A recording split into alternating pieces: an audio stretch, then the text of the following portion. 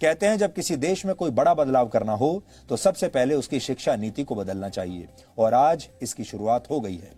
भारत सरकार के मानव संसाधन विकास मंत्रालय ने आज इस नई शिक्षा नीति की घोषणा की है। इसलिए आज हम आप सबको बताएंगे कि इससे देश के तमाम छात्रों, उनके परिवार और उनके माता पिता के जीवन में अब क्या क्या बदलाव आने वाले हैं। अगर आप छात्र हैं या किसी छात्र के माता पिता हैं तो आपको ये सारी जानकारियां बहुत ध्यान से सुननी चाहिए, और अगर आप चाहें तो नोट भी कर सकते हैं। तो अब आपको बड़े बड़े बदलाव बताते हैं।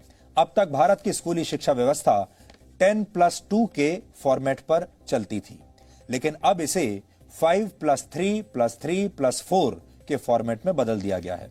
इसके तहत स्कूल के पहले 5 वर्षों की पढ़ाई फाउंडेशन स्टेज मानी जाएगी, यानी इस दौरान छात्रों के लिए मजबूत नींव तैयार की जाएगी। इसका करिकुलम NCERT द्वारा तैयार किया जाएगा और इसमें प्री प्राइमरी के 3 वर्ष और पहली और दूसरी कक्षा का एक वर्ष शामिल होगा, यानी प्री प्राइमरी के 3 साल और फिर पहली और दूसरी कक्षा के 2 साल।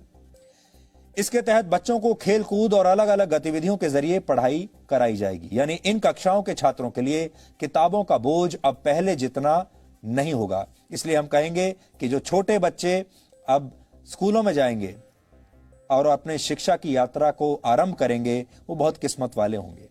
इसके बाद अगले 3 साल यानी तीसरी कक्षा से 5वीं कक्षा तक की पढ़ाई के दौरान छात्रों को भविष्य के लिए तैयार किया जाएगा। इसके तहत छात्रों का परिचय विज्ञान, गणित, कला, सामाजिक विज्ञान और ह्यूमैनिटीज जैसे विषयों से करवाया जाएगा। इसके अगले 3 साल मिडिल स्टेज माने जाएंगे और इसमें कक्षा 6 से लेकर कक्षा 8 तक के छात्र शामिल होंगे।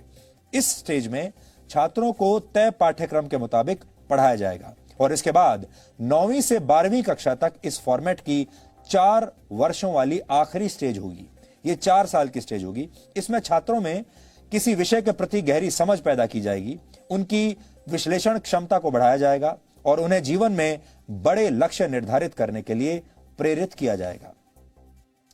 लेकिन सबसे महत्वपूर्ण बात यह है कि अब स्कूलों में पहले जैसा स्ट्रीम सिस्टम नहीं होगा।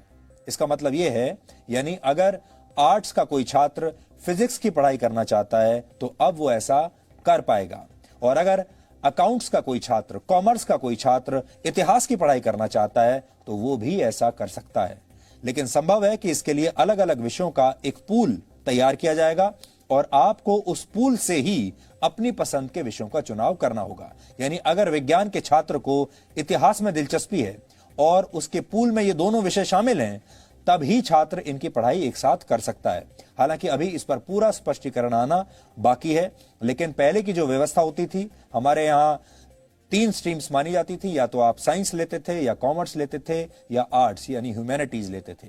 और अगर आपने ह्यूमैनिटीज लिया है तो आप साइंस नहीं पढ़ सकते, अगर आपने कॉमर्स लिया है तो भी आप शायद साइंस नहीं पढ़ सकते, साइंस लिया है तो ह्यूमैनिटीज नहीं पढ़ सकते। ऐसी चीजें पहले हुआ करती थी अभी तक, लेकिन अब ये सब बदल जाएगा। अब आप फिजिक्स भी पढ़ सकते हैं, कॉमर्स भी पढ़ सकते हैं, अकाउंट्स पढ़ सकते हैं, एक साथ इतिहास भी पढ़ सकते हैं और फिजिक्स की पढ़ाई भी कर सकते हैं। दूसरी महत्वपूर्ण बात यह है कि 5वीं कक्षा तक की पढ़ाई अब मातृभाषा, स्थानीय भाषा और आपकी राष्ट्रभाषा में ही होगी। यानी अंग्रेजी में पढ़ाई की अनिवार्यता समाप्त नहीं होगी। माफ कीजिएगा, अनिवार्यता समाप्त हो जाएगी। अब अंग्रेजी में पढ़ाई की अनिवार्यता नहीं रहेगी। यह एक बहुत बड़ा बदलाव है। आप अपनी राष्ट्रभाषा में या अपनी लोकल भाषा में पढ़ाई कर पाएंगे।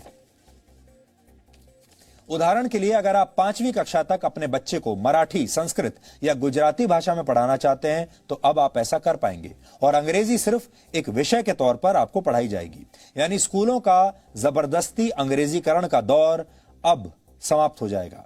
6ठी कक्षा में पहुंचने के बाद छात्रों को कंप्यूटर कोडिंग सीखने का मौका मिलेगा।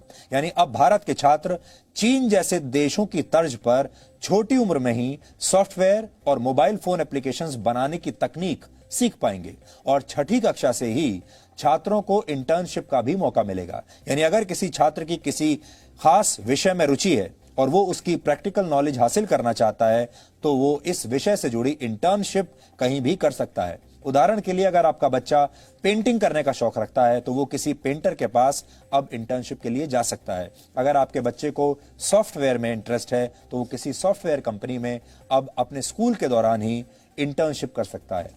9वीं कक्षा से 12वीं कक्षा तक की परीक्षाएं अब सेमेस्टर के आधार पर होंगी। एक साल में 2 सेमेस्टर होंगे और हर 6 महीने पर एक परीक्षा होगी और दोनों सेमेस्टर्स के अंकों को जोड़कर आपकी फाइनल मार्कशीट तैयार की जाएगी। यानी अब एक छात्र के तौर पर आपको पूरे साल पढ़ाई करनी होगी और आप ये कहकर बच नहीं सकेंगे कि आप सिर्फ फाइनल एग्जाम्स की तैयारी करना चाहते हैं। इससे पहले आपने देखा होगा बहुत सारे छात्र ऐसे होते हैं जो साल के सिर्फ आखिर में कुछ समय तक पढ़ते हैं, 1-2 महीने पढ़ाई कर लेते हैं और फिर उसके आधार पर वो फाइनल जो परीक्षा होती है उसमें बैठते हैं और उनमें से बहुत सारे लोग अच्छे नंबर ले भी आते हैं। लेकिन ये वो लोग होते हैं जिन्होंने पूरे साल पढ़ाई नहीं की। अब आपको पूरे साल पढ़ाई करनी पड़ेगी। इसके अलावा बोर्ड की परीक्षाओं को आसान बनाया जाएगा और इसमें छात्रों की क्षमता पर ज्यादा ध्यान दिया जाएगा। रटने की क्षमता नहीं, समझने की क्षमता पर ध्यान दिया जाएगा। ट्यूशन और कोचिंग क्लास के जरिए रट्टा लगवाने की आदत को समाप्त कर दिया जाएगा। बोर्ड परीक्षा देने वाले छात्रों को अब उनकी पसंद की भाषा में परीक्षा लिखने की पूरी छूट होगी। उदाहरण के लिए अगर आप चाहें तो हिंदी या अंग्रेजी में से किसी एक भाषा में अपनी परीक्षा दे सकते हैं। छात्रों के रिपोर्ट कार्ड्स को भी अब पहले की तरह तैयार नहीं किया जाएगा। किसी छात्र को फाइनल मार्क्स देते समय उसके व्यवहार, एक्स्ट्रा करिकुलर एक्टिविटीज में उसके प्रदर्शन और उसकी मानसिक क्षमताओं का भी ध्यान रखा जाएगा। इसके अलावा रिपोर्ट कार्ड को 360 डिग्री असेसमेंट के आधार पर तैयार किया जाएगा। इसमें छात्र खुद को भी अंक देंगे, यानी अपना खुद का भी विश्लेषण करेंगे। विषय पढ़ाने वाले शिक्षक भी छात्र को अंक देंगे और छात्रों के सहपाठी भी उनका आकलन करेंगे। कॉलेज में पढ़ाई करने वाले छात्रों के लिए भी इस नई शिक्षा नीति में बहुत सारे बदलाव किए गए हैं। इसलिए जो छात्र अब कॉलेज में इसके बाद जाने वाले हैं वो भी ध्यान से अभी देख लें। अब देश के छात्र कॉलेज में एडमिशन के लिए कॉमन एप्टीट्यूड टेस्ट दे पाएंगे। इसका अर्थ यह है कि अगर 12वीं कक्षा के बोर्ड एग्जाम्स में आपके ठीक नंबर नहीं आए हैं या आपके मार्क्स इतने नहीं आए हैं कि आपको कट ऑफ परसेंटेज के आधार पर सीधे किसी कॉलेज में एडमिशन मिल पाए, तो आप कॉमन एप्टीट्यूड टेस्ट भी दे सकते हैं और फिर इस टेस्ट में आपके प्रदर्शन को आपके 12वीं कक्षा के नंबरों के साथ जोड़ दिया जाएगा और उस आधार पर आपको आपके मनपसंद कॉलेज में एडमिशन मिल पाएगा। ग्रेजुएशन की पढ़ाई को 3 और 4 वर्षों के कोर्स ड्यूरेशन में अब बांट दिया जाएगा। पहले अगर आप कॉलेज की पढ़ाई बीच में ही छोड़ देते थे तो आपको ग्रेजुएशन की डिग्री नहीं मिलती थी। या तो आप पूरी पढ़ाई कीजिए और या बिल्कुल मत कीजिए। लेकिन नई शिक्षा नीति लागू होने के बाद अगर आप 1 साल के बाद कॉलेज छोड़ देते हैं तो आपको सर्टिफिकेट दिया जाएगा। यह आपका सर्टिफिकेट कोर्स माना जाएगा। अगर आपने कॉलेज का फर्स्ट ईयर कंप्लीट कर लिया और उसके बाद पढ़ाई छोड़ दी तो आपको सर्टिफिकेट कोर्स का सर्टिफिकेट मिलेगा। इसी तरह अगर आप सेकेंड ईयर पास करने के बाद 2 साल के बाद पढ़ाई छोड़ देते हैं तो आपको डिप्लोमा दिया जाएगा और अगर आप 3rd ईयर यानी 3 साल की पढ़ाई पूरी कर लेते हैं तो आपको बैचलर्स डिग्री दी जाएगी और अगर आप 4 साल का कोर्स करके बैचलर्स डिग्री लेना चाहते हैं तो आपको रिसर्च के सर्टिफिकेट के साथ ये डिग्री मिलेगी। इससे उन छात्रों को बहुत फायदा होगा जो कॉलेज के दौरान किसी प्रोजेक्ट पर काम कर चुके हैं। 4 वर्ष के इस कोर्स में स्कूल के छात्रों की तरह कॉलेज के छात्र भी अलग अलग विषयों की पढ़ाई एक साथ कर पाएंगे। इस व्यवस्था को मल्टी एंट्री और मल्टी एग्जिट वाली व्यवस्था कहा जाता है। यानी छात्र जब जिस विषय की पढ़ाई करना चाहेंगे तो वो ऐसा कर सकेंगे और जब वो ये पढ़ाई छोड़ना भी चाहेंगे तो ये काम भी आसानी से कर सकेंगे। इसीलिए इसे मल्टी एंट्री और मल्टी एग्जिट कहा गया है। आप जब चाहे एंट्री ले सकते हैं और एग्जिट भी कर सकते हैं जब चाहें।